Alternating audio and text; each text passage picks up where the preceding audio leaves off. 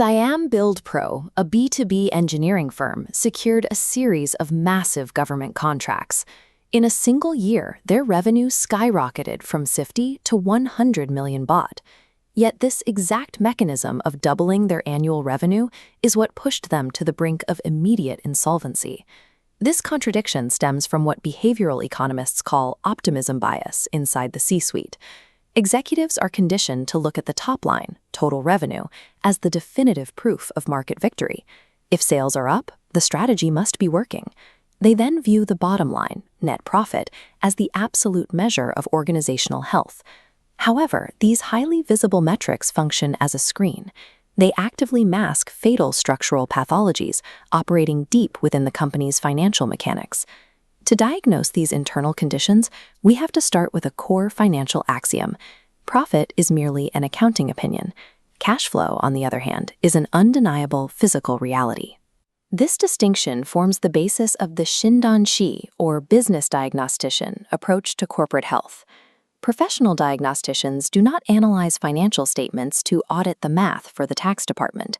We parse these numbers to isolate structural disease. By deconstructing Siam Build Pro's balance sheet, we can trace exactly how unchecked sales growth, completely divorced from liquidity management, accelerates a company's collapse. Corporate survival is dictated by the velocity of cash moving through the system, not the raw volume of sales printed on an invoice. When assessing a failing entity, liquidity is the absolute first triage priority. We measure this baseline survival capacity using the current ratio, a direct comparison of assets that can be liquidated within 12 months against liabilities due in that same timeframe. Siam Build Pro's current ratio sat at an alarming 0.6. For every 1 baht of debt due tomorrow, they held only 60 satang in liquid assets. To verify the severity of the crisis, we also apply the quick ratio, or acid test. This calculation mathematically strips out inventory.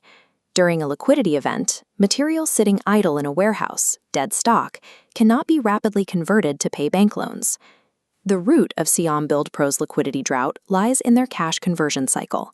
This tracks the precise timeline from the moment capital leaves the firm to pay for materials and labor.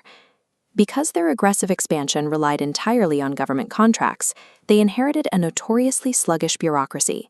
The payout for those completed projects did not arrive for a minimum of 120 days.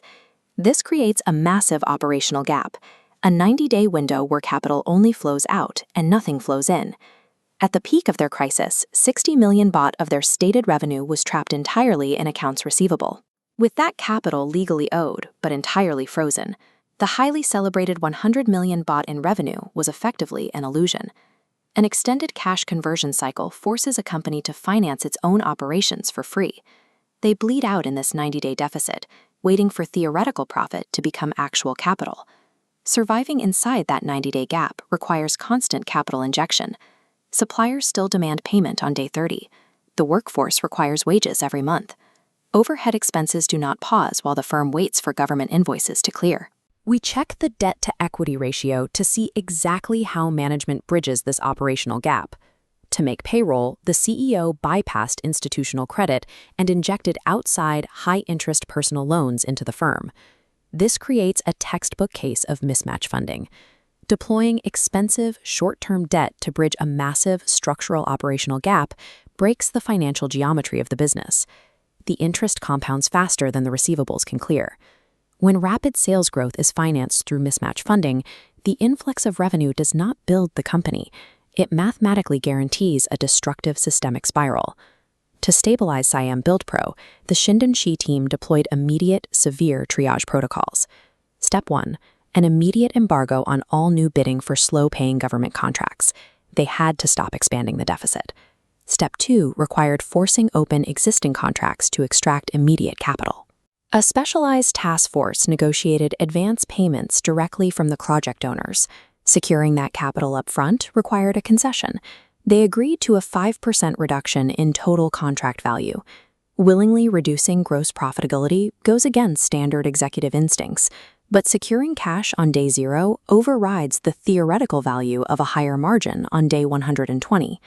Step 3 focused on the other side of the ledger, restructuring accounts payable. Management leveraged their remaining goodwill to double payment terms with construction suppliers. Pushing cash outflows from 30 days to 60 days mechanically compressed the remaining operational gap. Actively sacrificing abstract profitability to tightly synchronize the liquidity timeline is the hallmark of professional financial management. The mechanics that broke Siam Build Pro apply universally across the B2B sector. We assess corporate durability through a strict three-tier hierarchy. The absolute foundation is liquidity, the unimpeded flow of cash. Above that is profitability, representing the muscular strength of operating margins. Finally, efficiency. These turnover ratios indicate how well internal systems process assets and debts. The hierarchy dictates survival.